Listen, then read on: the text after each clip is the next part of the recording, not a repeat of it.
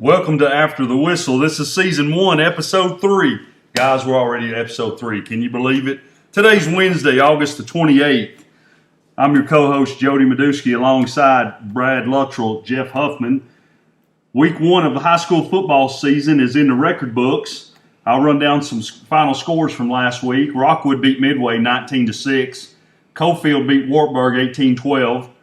In a big shocker, Loudon beat Greenback 54-20. Oneida beat Oliver Springs 26-20. In four overtimes. Hardin Valley beat Oak Ridge 13-6. Anderson County beat Clinton 26-0. But the big game of interest that the three of us care about is the Kingston Yellow Jackets started off the 2019 season with a big win against the Harriman Blue Devils, 21-12. And before we get started talking about the game, guys, our student athletes wanted me to remind you guys that they all four picked Kingston to score 21 points, and dadgummit, they got it right. So good by those. Pretty good prognostication from those boys. Man, it's something else. But Kingston gets a big win week 1 against Harriman, 21-12. Huff, start us off a little bit and give us a little summary about the offense. Well, it was a good start to the season for the Jackets as they knock off county rival Harriman. Always good to beat the Blue Devils in anything, but good way to kick off the 2019 season with the W over the Blue Devils. Well, the offense got off to a quick start Friday night. Kane Collins, sophomore, gets the start at quarterback. Opening play of the game, big 50-yard run to get the Jackets faithful up and going early. Marcus Rose had a big night for the Jackets, both receiving and rushing. Great night for the senior to kick off the season. Elijah Hill, another senior. Harriman keyed on him all night, but when the game was in the balance, they leaned on the senior, and he got the job done, delivering some big-time runs in the fourth quarter to put the game away. Well, the Jackets, they rely with their offense. They lean more on the running game than they do the passing game, but Zane Rhines, junior tight end, had a big catch for the Jackets. And then on the running game also, fullback Hunter Brackett had a good game Friday night. Offensive line, looking to improve each week. They're still trying to get everything together. They showed some good promise on Friday night. I only expect them to improve as the season goes on, as they get more familiar with each other on the line, and keep this offense moving, and we'll look forward to see what they look like Friday night against the Oliver Springs Bobcats. Brad, let's know what you thought about the defense. Well, overall, guys, I thought the defense played pretty strong. Defensive line, Trey Schultz had a good game. Coach Pankey put him up for Player of the Week on the Prep Extra Knox News Sentinel poll. Bradley Lurie also had a good game that I noticed, and I thought the linebackers were really active. Landon Diggs, Lord, he had 20-something tackles, so he was all over the field. Braden Wright, sophomore, I thought he got in there and stuck his nose in there a couple times, made some good plays. So I thought the linebackers overall were very active. Defensive back-wise, I know Isaac Cox made a big stop one time. There's a third down play. They threw it out in the flat, and if he wouldn't have been there, it would have been a big first down for Harriman. He made a good play, and Will Moore and Dante Eman, their name wasn't called a lot, but also they didn't let nothing get behind them. Dante had a big interception late, and so sometimes, guys, when your name's not called, that's not necessarily a bad thing. That means you're not getting beat deep. But Nathan Bowles, got to give him a shout out. Boy, he had a big interception there in the fourth quarter. That was a big pick. Yes, the score was 14-12, and Harriman had the ball. Momentum right there. Yeah, a lot of momentum. Had the ball right around midfield, and the Love kid went back to pass and got flushed outside the pocket and threw it downfield. And Nathan Bowles had a big pick and had a pretty good return too, and that set up Kingston's last touchdown to put the game out of reach.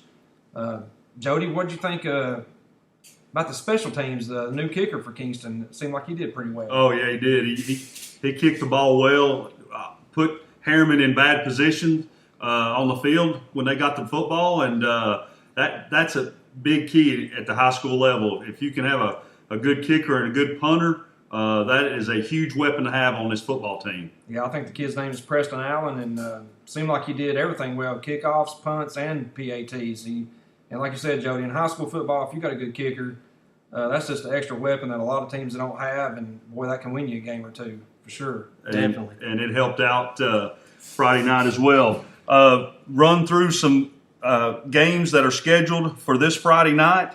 Kingston travels to Oliver Springs. Big matchup in the region is Austin East travels to Alcoa. Harriman travels to Wartburg. Rockwood travels to Sweetwater. And Midway has a big opponent this week. They play bye this week. They're off. In our next segment, we're pleased to be joined by Zane Rhines, junior tight end for the Kingston Yellow Jackets, here to speak with us on After the Whistle.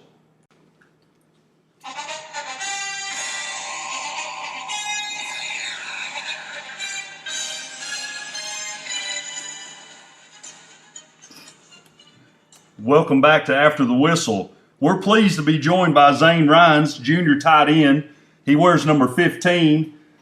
Zane, thanks for being on the show with us. And, man, big catch in the game Friday night. You guys hit on all cylinders. You took care of business. And you beat the county rival Harriman, which was a good win. You guys got to celebrate a little bit. Tell us about how you think you played, and tell us about the attitude of the team after a big victory. Well, it's always just a good time after you beat Harriman. I mean, last year they knocked us off. What did they beat us, like 2 times out of 30 years, something like that? That's right. So, I mean, it was nice to get a little revenge. It was a nice weekend, but I think the team's ready to get back to work. We've had a good, decent week of practice, and we're ready for Oliver Springs. Well, that was good that you guys start off the season 1-0. And Brad, they traveled Oliver Springs this week, and they did get to a short time to celebrate, but now it's back to business. Yeah, Zane, Oliver Springs last year, they drug us up and down the field pretty bad. That was one of the better Oliver Springs teams that I've seen in my lifetime.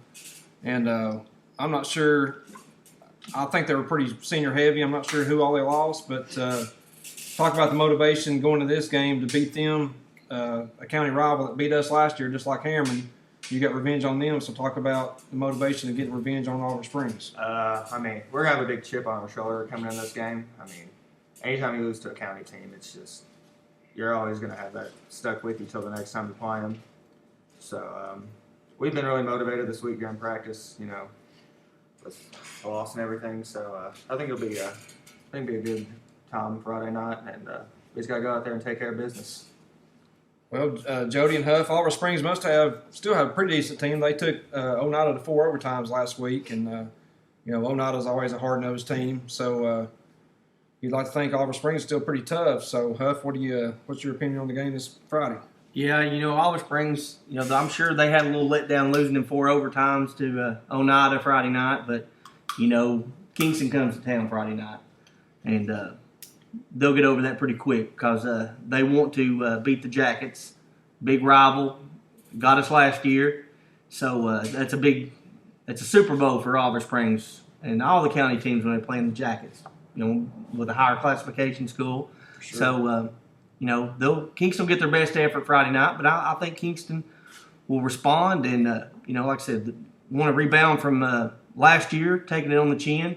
I think Kingston will be focused going to Oliver Springs Friday night and come out of there with a W. Zane, talk about we kind of touched on this with Landon Diggs last week. We kind of talk about from being a freshman and kind of buying your time, and freshman, sophomore year, working hard and working out.